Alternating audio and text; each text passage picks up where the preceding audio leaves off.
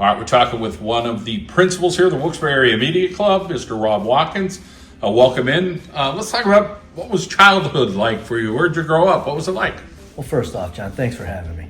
I'm originally a Scranton boy. I grew up in Scranton, in the Green Ridge section, and I did probably my kindergarten through 5th grade. I attended Scranton School District. 5th grade through 8th grade, 6th grade through 8th grade, I went to St. Paul's. And then after St. Paul's, I went to Scranton Prep for my 9th through 12th. Athletics a big part of your life? Athletics was a big part of my life. It's probably one of the reasons why I wanted to go to St. Paul's, because they competed with other schools. It was basketball. Basketball was my sport. And they competed with other schools. Had I gone and followed the route to the public school, they just kind of played like intramurally. So I really liked the idea that they actually traveled to other schools and competed with the other schools. So I asked my parents if I was able to go, and I went and tried out for the basketball team, made it, and the rest was history. How about education? How did you get involved with education? Did you say, hey, I want to be a teacher, that's what I want to do with my life, or were you kind of doing some other things? Yeah, well, when I graduated from high school, I was wanted to go to law school. I went down to Wilkes, continued my basketball career down at Wilkes for a few years. I got into the political science major, and just kind of realized that I didn't really like it, and I was a little bit lost for a little bit, but I found my way. I started hanging out with some different people on the soccer team, and they were in education. I stopped playing basketball at Wilkes, and what I did was I changed my major to education. I started working at the Y. Since I was no longer playing basketball, I was working at the Y, making a couple extra bucks while I was down there, and I was working with students with special needs, and that's when I realized that I wanted to go into special education. Never stops, does it? It doesn't. The phone's always ringing. That's right. When you're an administrator, and obviously, that's where you're at now here at the high school. But let's talk a little bit about your teaching career. Where have you been? Your different schools? Yes, so I originally started my career in the Pocono Mountain School District. That was in 2000. I was there for 1.5 years. Actually, not even a half, because I took a job here in Wilkes Barre the second week of the school year in 2001. So ever since, I've been with Wilkes Barre ever since. And then somehow you find yourself in administration. And for me, I remember I was, going for my master's degree, and you'd be a good principal. And I'm like, I don't know. Did you get one of those lines from somebody and say, or was it just, hey, I'm going to take more courses, see where this could lead to? Yeah, it was absolutely the first thing you said. Yeah, people were saying, yeah, I think you make a good principal. And again, you're back and forth. And then finally, I took a job as a dean of students and got my principal certificate, and then here we are. Challenges every day, and people don't see the stress as an administrator. You hide it well, like probably some other people, but teachers have stress, students have stress, being a student, being kids, and eventually you're like, hey, wait till you get older and you see, what stress is really like. But there's a lot of rewards with it as well. Talk a little bit about, the grind, like the daily interactions, like, hey, you're doing this, you're doing this. You really got to be a multitasker. Oh, 100%. Definitely a multitasker.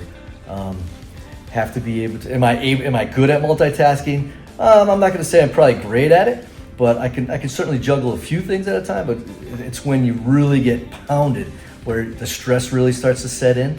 But typically, a typical day. I mean, it could go. The day could start and it could be quiet. Day could start and all of a sudden it's just one thing after another. So it definitely varies. We're talking to you right around Veterans Day here, which, again, that's a whole other topic. How did you kind of get into that? So the military was always on the back of my mind throughout high school, college. I had a good buddy who was in the ROTC program over at King's while I was at Wilkes. My father was a veteran, is a veteran. And it was just something I always wanted to do. And then once I graduated from college, I started paying my student loans, and And the military came up again, and I'm like, you know what?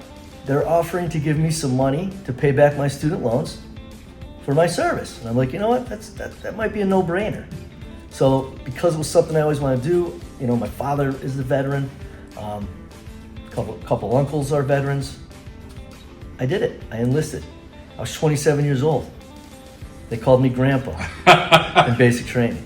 So did the haircut come first, or the military come first, then the haircut came? I mean, you always had kind of like that high and tight haircut, like, you know, were you just kind of like in that mindset, like, you know what, my routine is I'm a morning guy, I like working out, that type of stuff? High school had the hair. I had a lot more hair. College, I had the hair. I think it was after college, and once I started thinking about the military, I started going with the high and tight.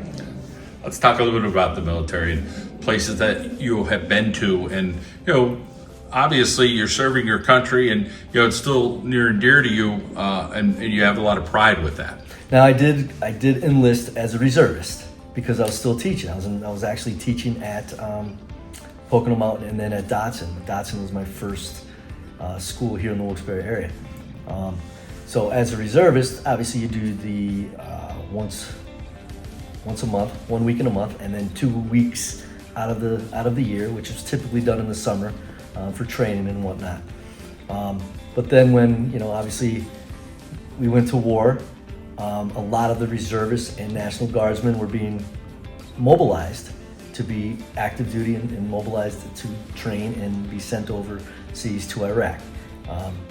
Our unit was mobilized and we trained, and I was in Iraq for pretty much one whole year, February to February. And prior to going, we trained in Fort Dix, New Jersey, which was kind of nice. We were originally supposed to go to Fort Bliss down in Texas, but being in New Jersey, you know, sometimes we had a weekend here, weekend there. We were able to go home and see our family before we actually left for the whole year.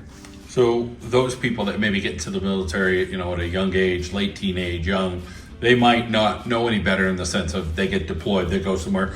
You had a family at this point. You're almost like, you know, late 20s, 30s, right? And it's kind of like a little bit different for you. So tell us a little bit about, you know, what that was like to kind of, okay, now I'm going away for a year. How shocking was that to you? It was definitely shocking. I had my son Robbie, who was 1 year old when we were told that we were going, and then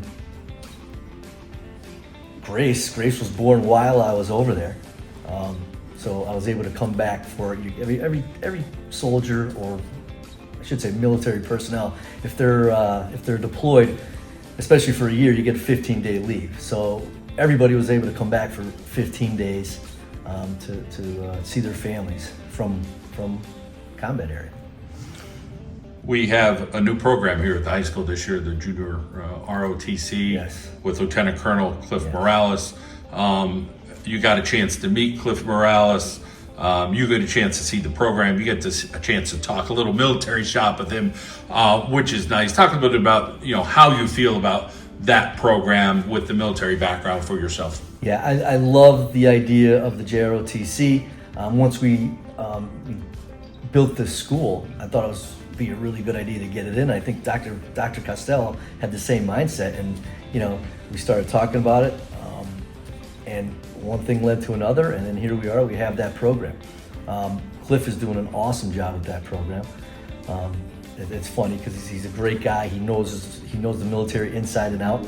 The program is not only the military. You know, it's building character for these kids, responsibility, and teaching these kids, you know, stuff out of a textbook that's for the JROTC. And he's like I said, he knows everything about the military, and he's doing such a great job at teaching and being the leader in the classroom for those kids. Your job's all about relationships, and people don't get to see the behind the scenes stuff, the relationships currently with the principals you're working with hand in hand, Mr. Robotin, Mr. Greenbeck, Mr. Anthony, Mr. O'Day, Mr. Gabriel. There's various people that you work with, and you have to work really close with them, and a lot of times you're solving something together. Right.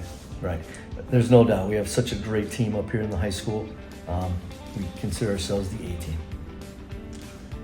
as far as the working with kids, those relationships. You're working with teachers, you're working with guidance counselors. It's all about relationships. So talk a little bit about, just being able to connect with people. You kind of have a sense of humor, but you also have a serious side. You kind of have a mix. Some days it's 70-30, some days it's 50-50. But again, that's kind of part of who you are. Right. Some days the stress comes out, your face is as red as can be, and you're yelling at the kids, which you try not to do.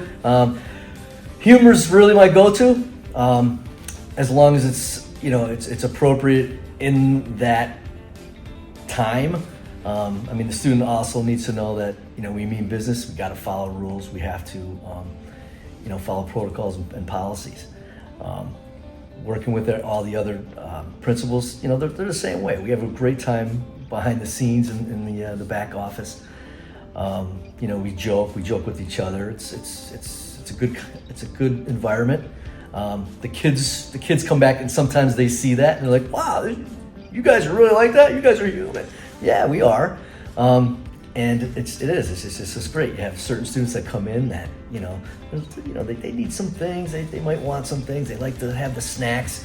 As a matter of fact, one of our students just emailed my wife because I gave her a cracker last week. She emailed my wife and said, Mrs. Watkins, you think you could bring in send Mr. Watkins in with those crackers again? Because I really like those. And my wife got that email this morning. So she probably will send them in. So I'll be giving that young lady some crackers. Safety is so important. You're always trying to emphasize that with students. You want to see them kind of grow. And, there's definitely a lot of hiccups along the way because we're dealing with teenagers. But in the end, you're smiling proud. Usually it's June. There's a lot more smiles like, hey, this class made it. These kids made it.